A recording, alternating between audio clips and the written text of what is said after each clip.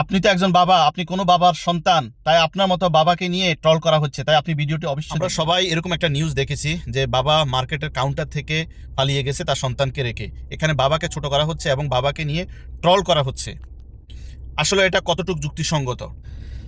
আমি বলতে চাই যে এটা যাদের বেলা হয় নাই তারাই এই বিষয় নিয়ে ট্রল করতেছে, এটা কিন্তু ঠিক না ভাই। এটাই হচ্ছে কেয়ামতের একটা পূর্ব দৃষ্টান্ত, যে কেয়ামতের দিন কেমন হবে সেটারই একটা চিত্র এখন তুলে ধরা হয়েছে এই পৃথিবীর মানুষদের সামনে।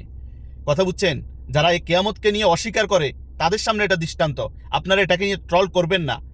এরকম বিপদের সময় সবাই সেন্স একসাথে কাজ করে না, সব মানুষ সমান না। আর এটা ওই কোরআনের ওই আয়াতেরই একটা দৃষ্টান্ত স্থাপন করেছে। সেটা হচ্ছে কি, হে মানুষ, তোমরা তোমাদের প্রতিপালককে ভয় করো, নিশ্চয়ই কিয়ামতের কম্পন মহাভয়ঙ্কর। যেই দিন তোমরা তা প্রত্যক্ষ করবে, সেই দিন প্রতিটি দুধ পানকারী নারী তার দুধ পান করানোর শিশুকে ভুলে যাবে এবং প্রতিটি গর্ভবতী নারী গর্ভপাত করবে তার সন্তানকে এবং সেই সন্তান রেখে সে পালায়ন করবে। সেই দিনে হবে ইয়াউমুল হিসাব, সেই দিনে হবে কিয়ামত।